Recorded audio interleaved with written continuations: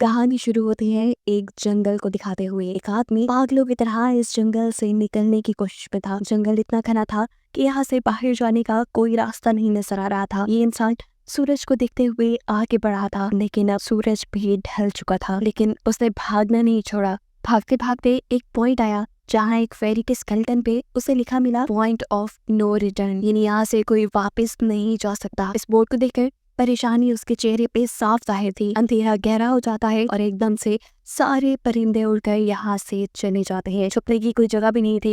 ये आदमी बहुत ज्यादा डर रहा था, इसीलिए दरख्त के ऊपर चढ़ जाता है और उसकी बदकिस्मती कि वो इतने ऊंचे दरख्त से गिर गया। इससे पहले कि वो बेहोश हो जाता, हम देखते हैं कि कोई उसे खींच के ले गया। खींचने वाला कौन था ये नहीं दिखाया गया, लेकिन हमें इस आदमी की दर्द भरी चीखें सुनाई दी गई। सीन कट होता है और हमें 6 दिन बाद शहर में मीना नाम की एक लड़की को दिखाया जाता है। मीना की कोई दोस्त या फैमिली नहीं थी सिवाय एक बहन के। इस टाइम वो जिस पेट स्टोर पे काम कर रही थी, उसके बॉस उसे एक पैरट को जू पे छोड़ कर आने का ऑर्डर देते हैं। मीना इस पैरट को उठाकर अपने घर ले जाती है क्योंकि उसे अगले दिन जू जाना था। रात उसने इस पैरट के साथ गुजारी और फिर सुबह होने पर वो इस पैरट को लेकर जू के लिए निकल गई। लंबी सड़क पर चलते चलते एकदम से शायद उसने गलत टर्न ले लिया और वो पहुंच गई जंगल के बीचों बीच। ये वही जंगल था जहां हम पहले एक आदमी को गायब होता देख चुके हैं। पहले तो वो अपनी गाड़ी के जरिए ही इस जंगल के अंदर जाती रही, लेकिन जब उसे यहाँ से बाहर निकलने का रास्ता समझ नहीं आया तो उसे इस गाड़ी से उतरना पड़ा। उसे लगा कि शायद यहाँ करीब कोई होगा जिससे वो मदद मांग रही। वो अपने पैरट को लेकर आगे बढ़ने लग जाती है। अंधेरा भी गहरा होता जा रहा था। एकदम से पहले की तरह ही सभी परिंदे इन दरख्तों से उड़ जाते हैं। मीना को अब डर लगने लगा था क्योंकि जमीन भी जोर जोर से हिल रही थी। उसे अपने करीब किसी के होने का भी एहसास होता है। दूर एक बूढ़ी औरत भाग रही थी। मीना भागते हुए उसका पीछा करती है। वो उसे मदद मांग रही थी, लेकिन वो औरत रुकती नहीं, भागती रहती है। मीना जब उसका पीछा करते करते थक गई तो वो वहाँ रुक गई। उसके रुकने पर बूढ़ी औरत ने उसे आवाज देकर कहा, अगर जिंदा रहना चाहती हो तो तेजी से भागकर हमारी तरफ आओ। ये सुनते ही मीना दोबारा उस बूढ़ी औरत की तरफ भागी और वो बूढ़ी औरत उसका हाथ पकड़कर उसे एक घर में ले आई। घर आते ही उसने इस घर को लॉक कर लिया। ये कोई घर नहीं था, बल्कि एक काफी अजीब कमरा था जिसपे एक बहुत बड़ा सा मिरर लगा हुआ था। इस बुढ़ी औरत के साथ यहाँ 2 और लोग भी थे। मीना घबराकर इन लोगों से पूछती है ये कौन सी जगह है। ये लोग कोई जवाब नहीं देते और उसे मिरर के सामने खड़े होने को कहते हैं क्योंकि कोई उन्हें देखने आने वाला था। मीना पूछती है आखिर कौन देखने आ रहा है, तो वो बुढ़ी औरत मेडेलाइन जवाब देती है, हमें वॉचर्स देखने आ रही है। एकदम से यहाँ अजीबोगरीब आवाजें भी गुजरने लगी। इस बुढ़ी औरत ने बताया कि वॉचर्स तुम्हारे आने से खुश है, वो यहाँ तालियां बजा रही है तुम्हारे लिए। मीना बुरी तरह कंफ्यूज थी। मेडेलाइन जिन्हें वॉचर्स कह रही थी उन्हें ना तो अभी तक मूवी में दिखाया गया और ना ही मीना या किसी और ने उन्हें देखा था। ये रात गुजर जाती है। सुबह होने पर ये लोग इस जगह से बाहर निकल आते हैं। मेडेलाइन बताती है कि वो वॉचर्स सिर्फ रात में ही बाहर निकलते हैं, दिन के वक्त हम लोग जंगल में आजाद घूम सकते हैं। मीना को इस जंगल में नहीं रहना था, वो यहाँ से निकलने के लिए आगे बढ़ जाती है, पर मेडेलाइन कहती है ये तुम्हारा अच्छा फैसला नहीं, इस जंगल से बाहर निकलने का कोई रास्ता नहीं है। रात होने से पहले पहले हमें इस घर में वापस आना पड़ता है। अगर तुम लेट हो गई तो तुम अपनी जान से हाथ धो बैठोगी। मीना किसी की बात नहीं सुनती और अपने पैरट को लिए आगे बढ़ती रहती है। आगे बढ़ने पर उसे भी वही साइन दिखाई दिए, पॉइंट ऑफ नो रिटर्न वाले। इन्हें देखकर वो घबरा तो गई, लेकिन पहले वाली लड़की की तरह ही वो सूरज को देखकर सूरज की डायरेक्शन में आगे बढ़ती रही, पर जंगल से निकलने में कामयाब नहीं हो सकी। एकदम से उसे जमीन के नीचे हलचल महसूस हुई। वो डर गई और वापस उसी घर की तरफ भागी। वो हार चुकी थी। यहाँ मेडेलाइन उसे हौसला देती है और कहती है कि सिर्फ तुम ही नहीं जिसने यहाँ से निकलने की कोशिश की और हार गई, हम भी तुम्हारी तरह ही हार कर यहाँ रुके हैं। यहाँ से बाहर निकलने का कोई रास्ता नहीं। ये जंगल आत्माओं को अपनी तरफ लेकर आता है और फिर अजीब अजीब चीजें इंसानों को दिखाता है। ये तुम्हें पागल भी कर सकता है, इसीलिए अगर जिंदा रहने चाहती हो तो हमारे साथ ही रहो। ये जंगल एक शिकारी है और हम सब उसका शिकार। मेडेलाइन उसे पॉइंट ऑफ नो रिटर्न वाले काफी सारे साइन बोर्ड दिखाती है जो कि जंगल में गोल दायरे में लगाए गए थे। मेडेलाइन बताती है कि ये हमारे घर से आधे दिन के फासले पे लगे हैं। अगर इससे आगे गए तो वापस लौटना मुश्किल हो जाएगा, इसलिए कभी भी ये तुम्हें नजर आए तो तुम इन्हें इग्नोर मत करना। मीना पूछती है ये सब किसने बनाया, तो वो जवाब देती है ये एक प्रोफेसर ने बनाया था। रात हो जाती है कि लोग वापस उस घर के अंदर आ जाते हैं। हर रात वॉचर्स उन्हें देखने के लिए आते थे। आज किरण नामी लड़की उनके सामने डांस करती है और कहती है ये सब उन्हें पसंद है। ऐसा नहीं था कि इन चारों को हर रात वॉचर्स के सामने खड़ा ही रहना पड़ता था। ये लोग जो चाहते वो कर सकते थे, लेकिन उनकी तरफ अपनी कमर नहीं कर सकते थे। रात में तो इन्हें सिर्फ वॉचर्स का मसला था, लेकिन दिन में भी इन्हें बहुत मुश्किलों का सामना करना पड़ता था। ये जंगल से हर रोज कुछ न कुछ हंट करते लेके आते थे, जिनसे इनका गुजारा होता था। अगले दिन कीरा और मीना दोनों जंगल में खाना इकट्ठा करने के लिए जाती है। मीना कीरा से सवाल करती है आखिर के वॉचर्स चाहते क्या हैं? कीरा बताती है मुझे भी कुछ खास नहीं पता, लेकिन मैडेलाइन के पास एक थ्योरी है। उसके मुताबिक ये वॉचर्स हमें देखते हैं, हमें ऑब्जर्व करते हैं, लेकिन अगर हमने इन वॉचर्स को देखा तो हम पागल हो जाएंगे। कीरा अब उसे एक गड्ढा दिखाती है और कहती है ऐसे बहुत से गड्ढे जंगल में मौजूद हैं। दिन के वक्त ये सारे के सारे वॉचर्स इन गड्ढों में रहते हैं और रात में वो यहाँ से बाहर निकल आते हैं। मीना कीरा को बताती है कि उन्हें यहाँ फंसे हुए 6 महीने हो गए हैं। कीरा का हस्बैंड जंगल में रास्ता ढूंढने के लिए निकला है। उसे उम्मीद है कि वो जरूर रास्ता ढूंढ कर वापस आएगा और वो लोग यहाँ से बाहर निकल पाएंगे। हमें मालूम होता है कि असल में कीरा का हस्बैंड वही आदमी था जिसे हमने मूवी के स्टार्ट पे देखा, जिसे को यहाँ से ले गया। अपने घर के करीब वापस आने पर मैडेलाइन मीना को 3 रूल समझाती है यहाँ पर जिंदा रहने के। सबसे पहला कि वो रात के वक्त अपने घर का दरवाजा नहीं खोलेगी। दूसरा कि रात में वो आईने की तरफ अपनी कमर नहीं करेगी। और तीसरा ये कि दिन के वक्त वो उन गड्ढों के पास नहीं जाएगी और जितना हो सके रोशनी में रहेगी। अब इस रात मीना उन वॉचर्स के बारे में जानना चाहती थी, इसलिए वो मिरर के साथ कान लगाकर आवाजें सुनने की कोशिश करती है। जब उसे कुछ सुनाई नहीं देता तो वो मिरर की तरफ अपनी कमर कर लेती है और ऐसा करने पर उन वॉचर्स को गुस्सा आ चुका था। वो लोग जोर जोर से उस मिरर को मारने लग जाते हैं, यहाँ तक कि मिरर के अंदर क्रैक भी आ जाता है। शोर से मैडेलाइन भी उठ जाती है और वो मीना को मिरर की तरफ खड़े रहने को कहती है। ऐसा करने पे उनका गुस्सा ठंडा हो सकता था। खैर ये रात भी कट जाती है और अगले दिन मीना डैनियल के साथ शिकार पर निकलती है। मीना क्योंकि अपने अच्छे दिन यहाँ जाया नहीं करना चाहती थी, इसलिए वो यहाँ से निकलने की तैयारी कर रही थी। वो डैनियल से पूछती है क्या आज तक तुमने किसी वॉचर को देखा? डैनियल ना में जवाब देता है। तब मीना डैनियल को समझाती है कि मुझे लगता है कि ये सब मैडेलाइन की बनाई हुई कहानियां हैं, जिसके अंदर वो हमें फंसा रही है। हमें जरूर इन गढ़ों को जाकर चेक करना चाहिए, शायद हमें यहाँ से बाहर जाने का कोई रास्ता मिल जाए। डैनियल जो कि खुद यहाँ से बाहर जाना चाहता था, ना की बातें मान लेता है और अब मीना अपने साथ रस्सी बांधकर उस गड्ढे के अंदर उतरती है। रस्सी का दूसरा सिरा डैनियल ने पकड़ा हुआ था कि अगर मीना को कुछ भी हो वो जल्दी से मीना को बाहर की तरफ खींच ले। मीना नीचे गड्ढे में पहुंच जाती है जहाँ उसे बहुत सारे इंसानों का सामान मिलता है।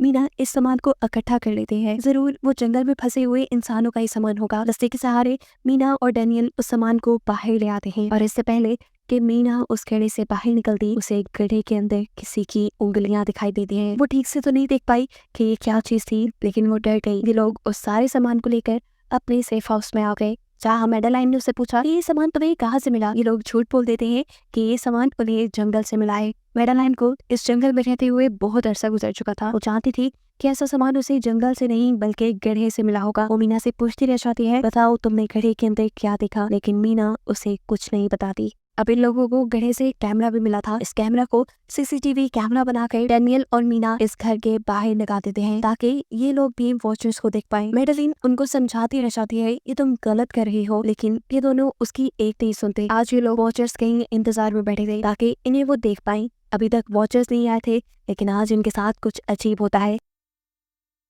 उनका दरवाजा खटखटाया जाता है। ये लोग कैमरे से देखते हैं तो वहाँ उन्हें इंसानी टांग दिखाई दे रही थी। बाहर जो कोई भी था वो कीरा के हस्बैंड की आवाज में बात कर रहा था।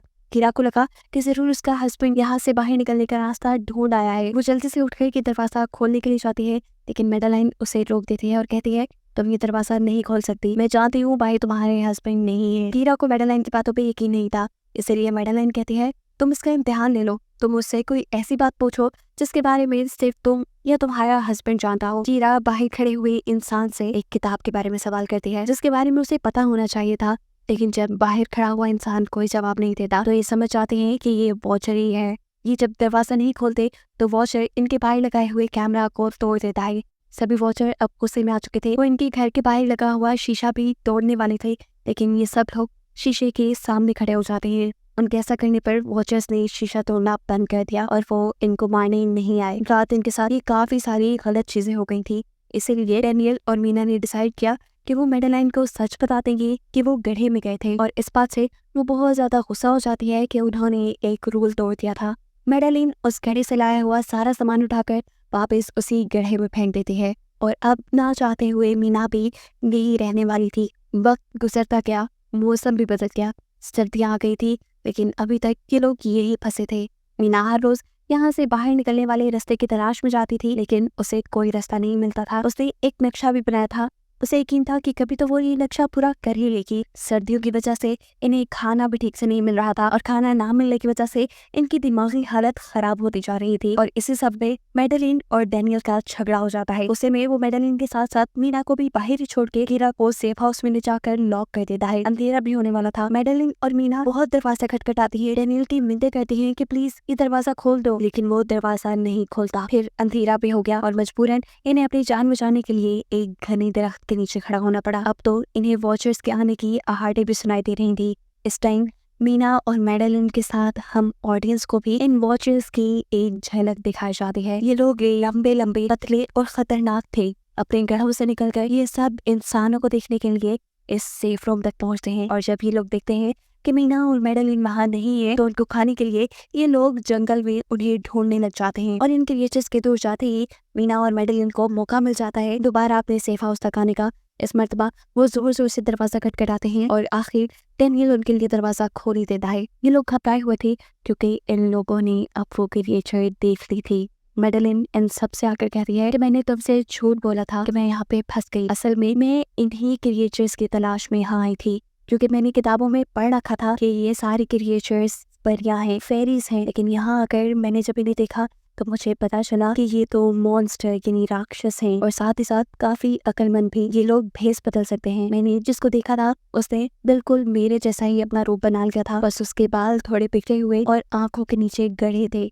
मैंने उनकी इन हरकतों से अंदाजा लगाया कि वो हम जैसा बनने के लिए हर रोज कुछ सीखते हैं, इसीलिए ये हर रोज आकर हमें ऑब्जर्व करते हैं और जो जो काम हम करते हैं वैसे ही काम ये लोग करने लग जाते हैं। इनकी इन्हीं बातों की तरह दोबारा दरवाजे पे खटखटाहट होती है। ये क्रिएचर्स अब इन्हीं की तरह बोल रही थी। वो अंदर आना चाहती थी लेकिन ये दरवाजा नहीं खोल सकते थे। अगर ये दरवाजा ना भी खोलते फिर भी क्या हो जाता, उन क्रिएचर्स में इतनी ताकत थी कि वो इस लोहे के दरवाजे को तोड़ के अंदर आ जाएं। इन लोगों को कहीं छुपना था, सभी को कुछ समझ नहीं आ रही थी। पर अचानक डैनियल की नजर फर्श पे पड़ती है। यहाँ फर्श थोड़ा ऊपर नीचे था। वो जैसे ही कारपेट उठाकर दिखता है तो नीचे एक बंकर था। ये लोग बिना वक्त जाए किए उस बंकर का दरवाजा खोल के उसके अंदर चले जाते हैं और फिर बंकर बंद कर लेते हैं। ये लोग इस चीज से हैरान थे कि बंकर इतने अरसे से यहाँ था और इन लोगों को पता भी नहीं चला। इस बंकर के नीचे बहुत फैसिलिटीज थी, हजारों दिन का खाना, बहुत सारे टीवी, टेक्नोलॉजी और भी बहुत सा जरूरत का सामान रखा था। मीना जानना चाहती थी कि आखिर ये जगह किसने बनाई, इसीलिए वो इस कंप्यूटर को ऑन कर देती है। इस कंप्यूटर में इंटरनेट तो नहीं था लेकिन बहुत सा डाटा सेव था, जिसे खोलने पर इन्हें पता चलता है कि ये सारी जगह डॉक्टर मार्टिन ने बनाई थी।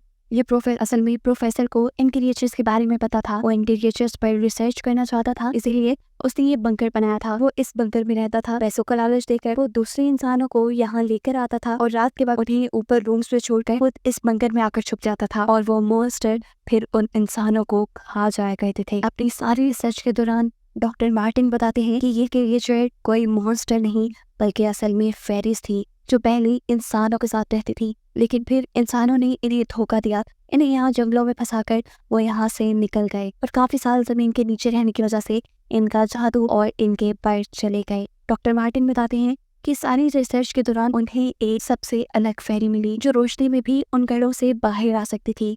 वो अच्छी थी, उसे डॉक्टर मार्टिन को मारा नहीं, डॉक्टर मार्टिन उसे यहाँ ले आया। वो फेरी मार्टिन के साथ रहकर सब कुछ सीख गई, लेकिन थोड़े अरसे बाद इन दोनों के अंदर कोई लड़ाई हो गई। इस कंप्यूटर में बहुत सी वीडियोस थी और हर वीडियो में डॉक्टर मार्टिन ने कुछ ना कुछ बताया हुआ था। मीना बस ये जानना चाहती थी कि आखिर में क्या हुआ, इसीलिए वो सबसे आखिरी वीडियो प्ले करती है जिसमें वो देखती है कि प्रोफेसर खुद को और उस फेरी को मारने वाले हैं। मरने से पहले वो इस जंगल में फंसे हुए लोगों के लिए यहाँ से निकलने का रास्ता बता देता है और कहता है कि शाम में जिस डायरेक्शन में परिंदे भागते हैं उसी डायरेक्शन में भागने से वो लोग इस जंगल से निकल सकते हैं। उसने इस रिकॉर्डेड मैसेज में कहा था कि अगर कोई इस जंगल से निकलने में कामयाब हो गया तो यूनिवर्सिटी में जाकर मेरी सारी रिसर्च तबाह कर देना, बस कुछ राज से रहने चाहिए। मैंने यहाँ आकर बहुत बड़ी गलती करी थी। मैं वो दुनिया नहीं बना सका जिसका मैंने ख्वाब देखा था।